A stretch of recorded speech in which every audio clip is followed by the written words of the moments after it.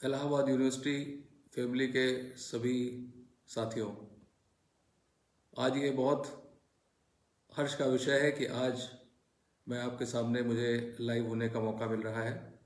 इसके माध्यम से मैं अपनी बहुत सारी चीज़ें, बहुत सारी बातें आपसे शेयर करना चाहता हूँ। मैं राजीव नारायण मिश्र, वर्तमान में मेरे ऊपर पुलिस अधीक्षक माघ मेले का दायित्व मुझे सुपुर्द किया गया है। वैसे मेरी तैनाती 34th बटालियन में कमांडेंट के रूप में वाराणसी में है और मुझे इस वक्त प्रयागराज की पावन भूमि पर कार्य करने का मौका मिल रहा है। निश्चित तौर पे मेरे लिए ये एक बहुत ही सुंदर मौका है और इसी बीच आपके साथी रजत और अंकित ने भी मुझे कोऑर्डिनेट किया और मुझे अवसर दिया कि मैं आप सभी के साथ रूबरू हो सकूं।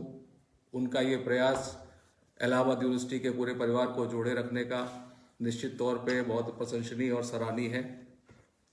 उसी क्रम में मैं आपके सामने आज लाइव उपस्थित हूँ। मुझे ये कहना है कि निश्चित तौर पे आप ने बहुत सारी चीज़ें अपने जीवन के दौरान देखी हैं, अनुभव की हैं और लगातार सफलताएं भी प्राप्त की हैं। बहुत सारे साथी विभिन्न प्रकार की प्रतियोगी परीक्षाओं के माध्यम से अपने करियर को आगे बढ़ाने का कार्य कर रहे हैं और मेरी शुभकामनाएं उन सभी के साथ हैं कि वो इस अपने उद्देश्य में निश्चित तौर पे सफल होंगे। आज का जो एक विषय वस्तु, एक औपचारिक विषय वस्तु भी रखी गई है कि सार्वजनिक आयोजन और प्रशासनिक चुनौतियां। देखिए, एक बहुत अच्छा एक विषय है कि सार्वजनिक आयोजन विभिन्न प्रकार के आयोजन इसमें समाहित हैं, जिसमें कि धार्मिक आयोजन, राजनीतिक आयोजन और बहुत सारे इस प्रकार के विभिन्न समयों पर किसी भी जिले में, प्रदेश में, देश में विभिन्न आयोजन समय समय पर आयोजित किए जाते हैं। इन आयोजनों का उद्देश्य, हर आयोजन का एक पृथक उद्देश्य होता है। अब हम अगर चूंकि माघ मेले के परिप्रेक्ष्य में इसको अगर हम पूरी इस विषय वस्तु को देखते हैं तो ये हम कह सकते हैं कि एक ये धार्मिक आयोजन है और इसी क्रम में सारी व्यवस्थाएं प्रयागराज में सुनिश्चित की जा रही हैं।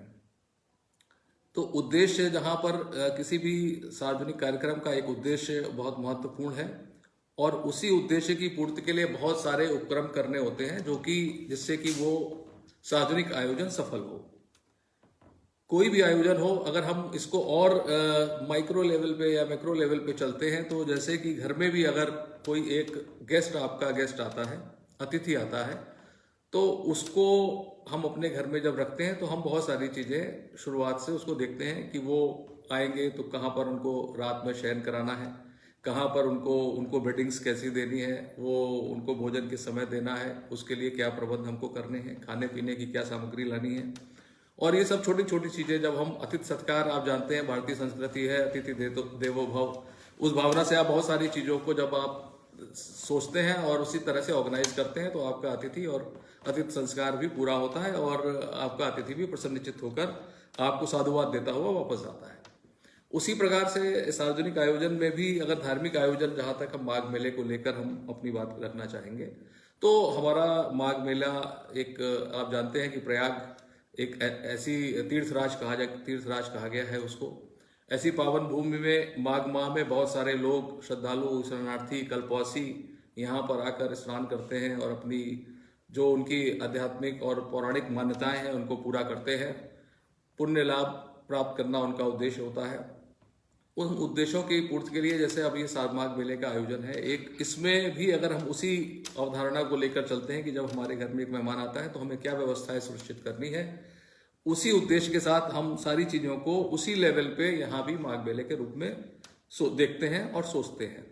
तो सबसे पहले महत्वपूर्ण ये है कि इसका उद्देश्य, धार्मिक उद्देश्य में क्या है कि उनका जो भी हमारे श्रद्धालु, स्नानार्थी, कल्पवासी हैं, जब वो मेला क्षेत्र में आए तो उनका आवागमन सुगम हो और वो सुरक्षित रूप से अपने उद्देश्य की पूर्ति करके वापस जा सकें। हमारे साथ बहुत सारे हमारे साथी जुड़े हुए हैं, मैं उन सबको साधुवाद देता हूँ। और अभिषेक हैं, उज्जवल हैं, आनंद जी हैं, ये लगातार ये अपनी बातों को रख रहे हैं और अपना मैसेज मुझे दे रहे हैं।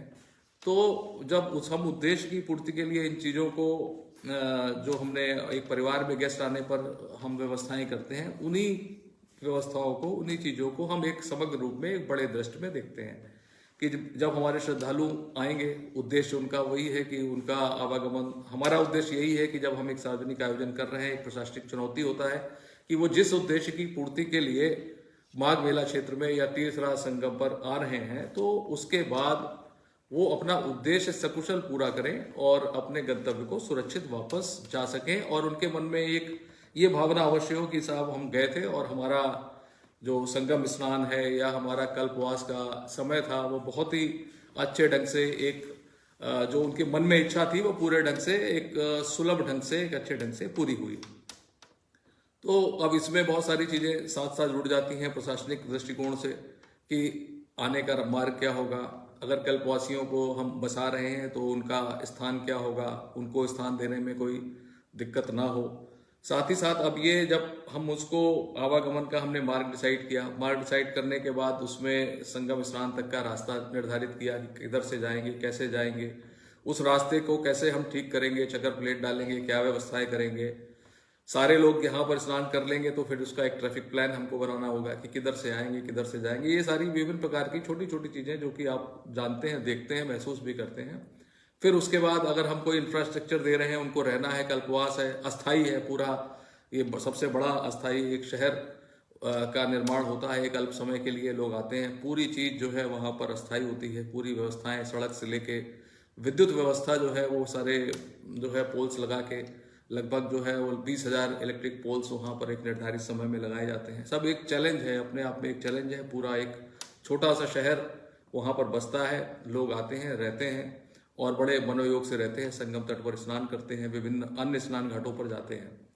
तो इसी में जब हम ये देखते हैं कि एक बार हमने उनको वहाँ पर उनकी स्थायी, उनको निवास के लिए स्थान उपलब्ध कराया, आने जाने का मार्ग उपलब्ध कराया, एक विद्युत व्यवस्था की गई, फिर उसके बाद सीवेज सिस्टम बहुत महत्वपूर्ण है कि जब इतने हजार लाखों लोग वहाँ पर रहते हैं तो जो वेस्ट निकलता है उसका डिस्पोजल कैसे होगा, जो दिन प्रतिदिन की उनकी आवश्यकताएं हैं। फिर प्रश्न आ जाता है कि हम खाद्य एवं आपूर्ति, उनको फूड की सप्लाई कैसे करें, उनको दिन प्रतिदिन की आवश्यकताओं की पूर्ति कैसे करें। तो इन सब छोटी छोटी चीज़ों को आप वहाँ पर हम लोग व्यवस्थित करते हैं और ये एक निश्चित तौर पे एक चुनौती होती है कि हम इसको एक अच्छे ढंग से हम उनको दे सकें और जिससे कि कहीं उनको किसी प्रकार की असुविधा ना हो और उनका उद्देश्य, जो मूलभूत उनका उद्देश्य था, वहीं कहीं उनके उद्देश्य में किसी प्रकार की कोई कमी ना रहे। और इसमें आप हमारे साथ अजीत जी, देवानंद शुक्ला जी, रितेश पांडे, अरुण, अमित जय, प्रभात तिवारी जी, राहुल, तो ये सारे साथी हमारे, मोहम्मद शकीन जी, अविनाश, ये सारे लोग हमारे, देवानंद शुक्ला जी, सारे साथ साथ हमारे जुड़े हुए हैं। और इस बात को मैं आगे बढ़ाता हूँ कि इन सारी चीज़ों को व्यवस्थाएं हमारा देने का प्रयास रहता है। और इसी जब ये सारी चीज़ें हम इंफ्रास्ट्रक्चर एक अस्थाई शहर में हम दे लेते हैं तो उसके बाद उसी में उनको कि आपूर्ति कहाँ से होगी, सब्जी कहाँ से मिलेगी, अनाज कहाँ से मिलेगा। वैसे कल्पवासी बहुत सारी व्यवस्थाएं स्वयं करके लाते हैं, फिर भी कुछ अगर उनकी कुछ आवश्यकताएं जनरेट होती हैं तो उसकी पूर्ति कहाँ से होगी। इन चीज़ों को करने के बाद अब प्रश्न आता है उनको अब हम एज पुलिस बंदोबस्त, एज ए पुलिस ऑफिसर हम किस प्रकार की उनको व्यवस्थाएं देते हैं। तो फिर एक प्रशासनिक व्यवस्थाएं की जाती हैं कि ये हमने इसको पूरे मेला क्षेत्र को थाना क्षेत्रों में विभाजित कर दिया, एक सर्कल बना दिया, एक उस पर अधिकारियों की नियुक्ति कर दी गई, थाना प्रभारी, क्षेत्राधिकारी, अपर पुलिस अधीक्षकों की नियुक्ति कर दी जाती है। तो ज्योग्राफिकल डिवीजन कैसे किया जाए जिससे कि उनको भी कार्य करने में सुविधा हो, पूरा एक एडमिनिस्ट्रेटिव सेटअप वहाँ पर बनाया जाता है। बनाने के बाद अधिकार क्षेत्र निर्धारित करते हुए उनको उत्तरदायित्व और जिम्मेदारियां सुपुर्द करनी होती है। तो उसी क्रम में सारी व्यवस्थाएं करते हुए हम लोगों ने भी माघ मेला क्षेत्र में कुल 13 थाने स्थापित कर लिए हैं, जिसमें एक जल पुलिस का थाना है, एक महिला थाना है और 11 अन्य थाने हैं। इस प्रकार 13 थाने वहाँ पर संचालित हो रहे हैं और विभिन्न प्रकार के अधिकारी उसमें हमारे साथ लगे हुए अपना योगदान दे रहे हैं।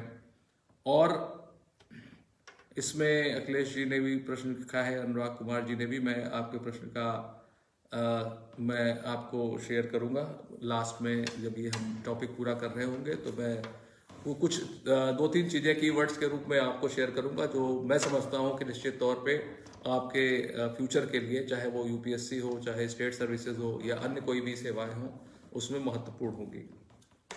तो इसके साथ सारी व्यवस्थाएं कर ली गई हैं और पुलिस थानों का क्रिएशन हो गया। इसके बाद पूरा जैसे धार्मिक कोई भी आयोजन है तो उसमें प्रश्न आएगा कि भाई इसका फायर सेफ्टी का इशू होता है। उसी प्रकार जैसे ये माघ मेला क्षेत्र है पूरा ऐसे चीज़ों से बना है जो कि हाईली इन्फ्लेमेबल है, लकड़ी है, फूस है, कपड़ा है, तो ये सारे ज्वलनशील पदार्थों के उस चीज़ों से बनाया जाता है। और लोग वहाँ पर, चूंकि ठंड का मौसम है, बहुत सारे लोग आग से तापते हैं, हीटर का प्रयोग करते हैं। तो गैस सिलेंडर्स का भी यूज होता है, लेकिन गैस सिलेंडर बहुत बार हम लोगों ने इस बार भी देखा कि लोग अपने अपने जो कॉटेज है उसके अंदर सिलेंडर को जमीन में गाड़ देते हैं। तो उससे कई घटना दुर्घटना होने की बहुत संभावना रहती है। हम लोग चेकिंग करते हैं, फायर सेफ्टी डिपार्टमेंट है वो करता है। इलेक्ट्रिक वायरिंग होती है तो उसकी भी फायर सेफ्टी डिपार्टमेंट से कोऑर्डिनेट करके देखा जाता है। तो इन सारी व्यवस्थाओं के बाद फायर सर्विस स्टेशन हम लोगों ने 12-13 फायर स्टेशन क्रिएट किए गए हैं, वॉच टावर बना रखे हैं जो कि देखते रहते हैं। तो ये विभिन्न प्रकार की बहुत सारी चीजें साथ साथ चलती रहती है।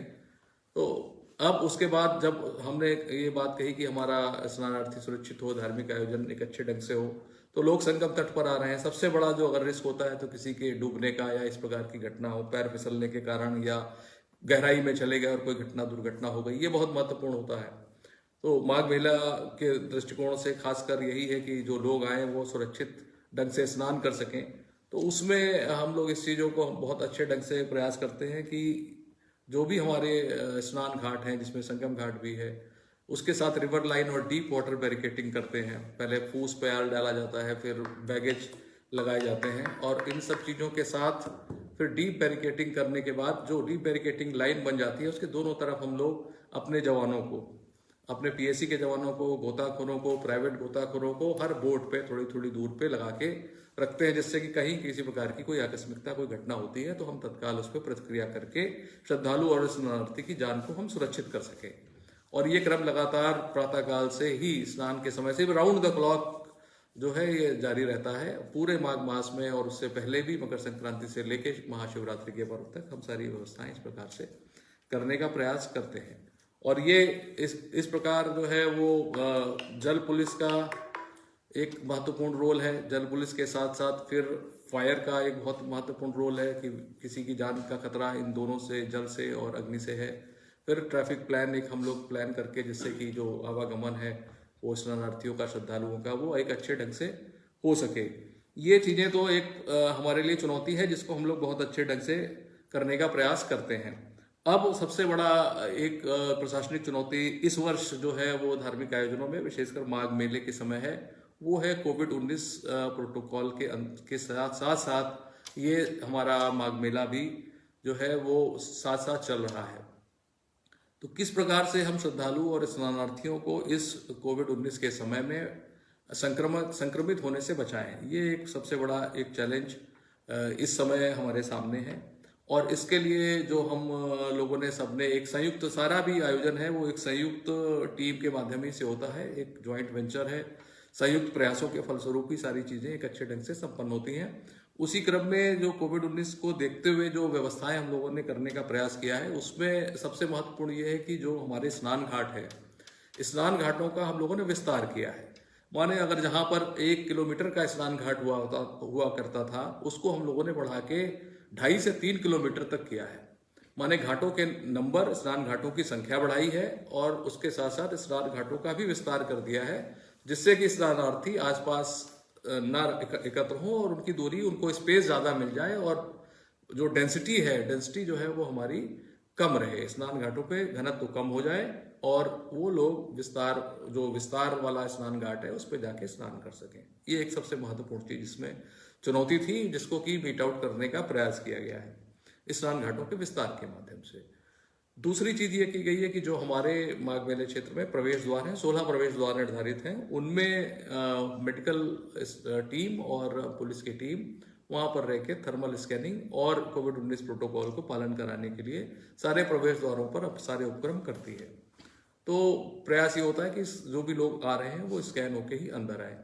जितने कल्पवासी जो माघ मेला क्षेत्र में रह रहे हैं, 1 महीने के लिए जो हमारी पौष पूर्णिमा के साथ और माघी पूर्णिमा तक रहना है, वो सारे कोविड-19 टेस्ट के बाद ही वो कल्पवास क्षेत्र में रह रहे हैं। मेजॉरिटी जो कल्पवासी हैं वो सारे अपनी रिपोर्ट्स के साथ आए हैं।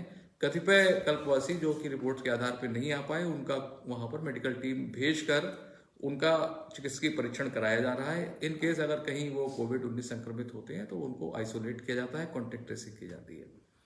अब इसके बाद कोविड-19 के समय में ही एक चीज और महत्वपूर्ण है, वो ये है कि हमारे भी इस सारे बंदोबस्त को, जो हमारे सामने जो प्रशासनिक चुनौती है, जिसमें कि बड़ी संख्या में श्रद्धालुओं को आना है, लगभग 5,000 पुलिस कर्मियों की नियुक्ति विभिन्न स्तरों के, जिसमें कि पुलिस अधीक्षक, अपर पुलिस अधीक्षक, क्षेत्राधिकारी, थाना प्रभारी, आरक्षी लेवल पे, पीएससी, जल पुलिस, घुड़सवार पुलिस, महिला पुलिस, ये बहुत सारे जो अग्निशमन सेवाएं, dog squad, anti sabotage team, ATS squad, बहुत सारे विभिन्न जो पुलिस के संगठन हैं, ये सारे लगे हुए हैं। इस प्रकार लगभग मोटी संख्या में अगर हम बात करते हैं तो 5,000 के आसपास लोग इस कार्यक्रम को एक अच्छे ढंग से सकुशल संपन्न कराने के उद्देश्य से लगे हुए हैं। लेकिन इनको जब हम लोगों ने अपने माघ मेला क्षेत्र में ड्यूटी के लिए आमंत्रित करी है, तो उससे पहले सारे के सारे 5,000 पुलिस कर्मियों का कोविड टेस्ट होने के उपरांत, निगेटिव रिपोर्ट होने के उपरांत ही उनकी माघ मेला क्षेत्र में आमद दर्ज की गई है। तो एक ये प्रयास था कि पुलिस कर्मियों के माध्यम से भी कहीं किसी प्रकार का कोई संक्रमण ना हो। अब इसी में बहुत सारे हमारे साथी जुड़े हैं। गौरव हैं, विपिन जी, अरविंद, विपुल, प्रेम जी, अजीत, रेणु रावत जी, आदर्श जी, सुभाष, भास्कर जी, अनूप, संध्या शुक्ला जी, नितेश, कुलदीप तिवारी जी, सभी को बहुत बहुत धन्यवाद और आभार कि आप हमारे साथ जुड़े हुए हैं। तो ये इसके अलावा जो हमारे मल्लाह हैं, जो बोट संचालित होती हैं जल पुलिस में, संगम नदी में जो बोट संचालित होती हैं, उसमें भी हमारा ये प्रयास होता है कि ये जो भी संख्या में हमारे नाविक और मल्लाह हैं, इन सबका भी कोविड टेस्ट कराया गया है, जिससे कि बोट में बैठने वाले यात्रीगण, स्नानार्थी, श्रद्धालु, वो नाविक और मल्लाह की वजह से संक्रमण के शिकार ना हो। तो इन्हीं चुनौतियों के साथ हम लोग इस आयोजन को संपन्न कराएंगे। अभी 2 पर्व हमारे मकर संक्रांति का और पौष पूर्णिमा का सकुशल संपन्न हुआ है। तो ये क्रम हमारा जारी है और इसी क्रम में आगे के जो त्यौहार हैं, बड़ा त्यौहार मौनी अमावस्या का है, उसके बाद बसंत पंचमी और माघी पूर्णिमा और महाशिवरात्रि के साथ ये कार्यक्रम निश्चित तौर पे सफल होगा। अब इसी में जो हमारे साथियों ने कुछ चीज़ें रखी थी, ये तो सार्वजनिक आयोजन की बात थी। इसमें पब्लिक एड्रेस सिस्टम भी बहुत महत्वपूर्ण रोल अदा करता है। पब्लिक एड्रेस सिस्टम के माध्यम से भी हम लोग लगातार लोगों को भी जागरूक कर रहे हैं, कोविड-19 के प्रति भी जागरूक कर रहे हैं। इसमें देखिए एक चीज़ बहुत महत्वपूर्ण है कि हमारी सेल्फ अवेयरनेस चाहे किसी आयोजन के मामले में हो, चाहे किसी और किसी भी अवसर पर, ये सेल्फ अवेयरनेस बहुत ही महत्वपूर्ण है। एक उदाहरण आपको देते हैं, जैसे कि हम लोग व्हीकल ड्राइव करते हैं तो सेल्फ अवेयर है, तो हम हेलमेट लगा रहे हैं, सीट बेल्ट बांध रहे हैं। आपने बहुत बार देखा होगा, जैसे फायर सेफ्टी की बात मैं कर रहा था, तो फायर सेफ्टी में भी एक चीज, जैसे आपने देखा होगा अभी लगभग 1 माह पहले एक अपने पर्सनल व्हीकल में कुछ लोग ट्रेवल कर रहे थे, उस गाड़ी में आग लगी और आग लगने के बाद उसमें 6 लोग थे, वो लोग उसी गाड़ी में जिंदा जल गए। बड़ी दुर्भाग्यपूर्ण घटना थी। अब इसमें देखिए सेल्फ अवेयरनेस का ही सबसे महत्वपूर्ण रोल होता है।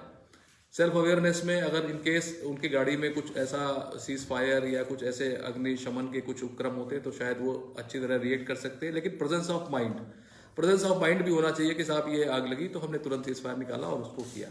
सेंट्रली लॉक गाड़ियों में गाड़ी जो है अंदर से लॉक हो जाती है। उस परिस्थिति में भी ये कि हमने नेकरेस्ट निकाला और हमने उस शीशे को तोड़ा और सुरक्षा कर पाए। तो ये प्रेजेंस ऑफ माइंड है। अब जब आप सेल्फ अवेयर्ड है तब तो आप अपनी रक्षा कर ही लेंगे। अब प्रश्न आता है दूसरे का कि दूसरे लोग कैसे रिएक्ट कर रहे हैं। अब इसमें फर्स्ट रिएक्शन तो हमको खुद जागरूक होकर अपने लेवल पे करना होता है, तभी हम अपनी जान को सुरक्षित कर सकते हैं। लेकिन अब इस केस में जैसे एक उदाहरण मैंने आपको दिया कि गाड़ी में आग वाले में अगर ठीक पीछे वाले भी, उस गाड़ी के ठीक पीछे चलने वाले या ठीक 50-100 मीटर पीछे वाले लोग भी रिएक्ट करें, तब भी वो जान उनकी बचाई जा सकती है। लेकिन अगर उसके बाद अगर वो टाइम नहीं लगता, मुश्किल से 30 सेकेंड, 1 मिनट, 2 मिनट में सारा घटनाक्रम घटित हुआ, तो हमारी अगर मेंटल अलर्टनेस होगी तभी हम रिएक्ट कर पाएंगे। इसलिए हमको स्वयं जागरूक होना है, और कि हम अगर रह रहे हैं, हम घर में रह रहे हैं, अगर इन केस कोई आग लगती है, शॉर्ट सर्किट से ही लगती है, पक्के मकानों में ही लगती है, तो हम किस प्रकार रिएक्ट करेंगे, हमारे पास क्या उपक्रम है, हमारा एस्केप रूट क्या होगा, हमारा किस प्रकार से हम इस आग पर काबू पा सकते हैं। तो स्वयं जागरूक होना ये अत्यंत महत्वपूर्ण है और हमको इसको हमेशा ध्यान रखना चाहिए। अब जो है वो मैं आपको, जो हमारे बहुत सारे साथियों ने तैयारी से संबंधित प्रश्न रखे हैं, जिसमें अंकित जी हैं और आयुष हैं, शिवराम यादव जी हैं, अंकित कुमार पांडे जी हैं, आदित्य कुमार हैं, राजकुमार हैं, अतुल जी हैं, संदीप हैं, और इसमें बहुत सारे लोग जो जुड़े हुए हैं। इसमें मुझे 2-3 चीज़ें और मैं आपके साथ शेयर कर लूँगा कि जो आपके करियर से, अब इस टॉपिक पे बहुत सारी चीज़ें हो गई, और इसके अलावा मैं इसमें इतना और कह सकता हूँ कि हम माघ मेले में जो हमारे श्रद्धालु आ रहे हैं, हम माघ मेले पुलिस की तरफ से सबका स्वागत करते हैं, और बहुत सारी व्यवस्थाएं हम लोगों ने की है जिससे कि लोगों को, जो हमारे श्रद्धालु हैं, उनको आवागमन सुगम हो और वो सुरक्षित ढंग से वो वहाँ पर प्रवेश करके अपना उद्देश्य पूरा कर सकें। और अब मैं जो आपको बहुत सारे लोगों की क्वेरी जो है वो उसी के हमारे एग्जाम्स के रिलेटेड है, उसके बारे में मैं आपको कुछ चीज़ें ऐड करना चाहता हूँ, जिसमें सबसे महत्वपूर्ण है कि अगर हम किसी कंपटीशन की तैयारी कर रहे हैं तो हमको किन चीज़ों को, हम उसमें आपको कीवर्ड्स में कुछ चीज़ें शेयर करते हैं, जिसमें मुझे ये कहना है कि आपने महामहिम अब्दुल कलाम आज़ाद साहब को बहुत बार सुना होगा, उनके वीडियोस भी देखे होंगे। उसी में मैंने कुछ चीज़ों को, उनसे ही चीज़ों को जोड़कर मैं आपको ये कहना चाह रहा हूँ कि किसी भी, कोई भी कंपटीशन हो, कोई भी आपके जीवन का कोई भी आपका उद्देश्य हो, तो अगर आप 3 कीवर्ड्स को लेके चलते हैं तो आप किसी भी उद्देश्य की आपको प्राप्त करने में, पूर्ति करने में कोई दिक्कत नहीं होगी। वो 3 वर्ड्स जो है, एक तो नॉलेज है, नॉलेज जो है, नॉलेज और स्किल, और तीसरा है एटीट्यूड। अगर हम इन 3 चीज़ों को अपने व्यक्तित्व में, अपनी पर्सनालिटी का पार्ट बनाने में सफल हो जाते हैं तो फिर स्काई इज द लिमिट। फिर आप किसी भी उद्देश्य की पूर्ति, चाहे वो यूपीएससी का एग्जाम हो, चाहे स्टेट सर्विसेज हो, या कोई भी एग्जाम हो, वो आप उसको अच्छे ढंग से आप पा सकते हैं। तो नॉलेज का जो है, वो नॉलेज को आप कहें कि नॉलेज कैसे, नॉलेज जो है वो आपको लर्निंग से, एपीजे साहब ने उसको बहुत अच्छे से फाइंड आउट करके आपको डिफाइन किया हुआ है। तो नॉलेज के साथ जानकारी आप बुक से लेंगे, गूगल से भी ले सकते हैं। आपको जिस भी चीज़ों को आप तैयार कर रहे हैं उसके बारे में आपको सक्षम जानकारी, एक प्रॉपर जानकारी करनी पड़ेगी, और उसके लिए अध्ययन से और रीडिंग से कोई उसका शॉर्टकट नहीं है। जब आप पढ़ते हैं तो, और पढ़ने के बाद एक, हम लोग भी ये प्रैक्टिस हमेशा करते रहे हैं कि जब हम पढ़ते रहे हैं तो पढ़ने के बाद आपने पढ़ा, 1 घंटे पढ़ा, 2 घंटे पढ़ा, जब तक आपको लगता है कि हम पढ़ रहे हैं और हमारे दिमाग में आ रहा है, तो हम पढ़ने के बाद उसको, जो हम भी करते थे, पढ़ा, पढ़ने के बाद बुक को बंद कर दिया, बुक बंद करने के बाद सोचा कि 1 घंटे से मैं पढ़ रहा हूँ तो मैंने क्या पढ़ा, पढ़ के उसको लिखने की कोशिश की। पूरा कुछ नहीं लिखना, केवल कीवर्ड्स मेंटली आप उसको रिवाइज सा करते हैं। हो सकता है कि कुछ भी 2 घंटे पढ़ने के बाद भी कभी कभी ऐसा लगता था कि कुछ भी समझ में नहीं आया, तो फिर से पढ़ा, और कीवर्ड्स टाइप के चीज़ों को आप लिखते चले गए, तो वो चीज़ें आपके दिमाग में वो बस जाती हैं। तो एक तो नॉलेज हो गई, नॉलेज आपको लेनी होगी। नॉलेज के लिए जो मैं आपको, एपीजे साहब को मैं कोट कर रहा था, तो उसमें उन्होंने इस चीज को कहा कि knowledge is equal to creativity. ये आपने बहुत बार उनके मुंह से सुना होगा। Knowledge is equal to creativity, learning gives creativity, creativity leads to thinking, and thinking provides knowledge. ये साइकिल उन्होंने बहुत अच्छे शब्दों में डिफाइन किया हुआ है। रिपीट कर रहा हूं, knowledge is equal to creativity, learning gives creativity, creativity leads to thinking, and thinking provides knowledge. तो नॉलेज की बात इतनी ही है कि उसका स्टेप बाय स्टेप भी आपके सामने आ गया है। इसके बाद आता है स्किल का। स्किल को जो हम लोग कहते हैं कौशल। कौशल क्या है कि आपने चीजों को पढ़ा, पढ़ने के बाद आप उसको अपने जीवन में किस प्रकार से प्रैक्टिस में रखते हैं। Putting the knowledge into practice is skill. तो कौशल है, आप किसी चीज आपने पढ़ा, पढ़ने के बाद हम इसको क्रियान्वित कैसे करेंगे, अगर आप क्रियान्वित करने की स्थिति में आ गए तो वो आपकी स्किल है। और स्किल जो है वो नॉलेज होगी तभी आप स्किल पार्ट पे आ पाएंगे।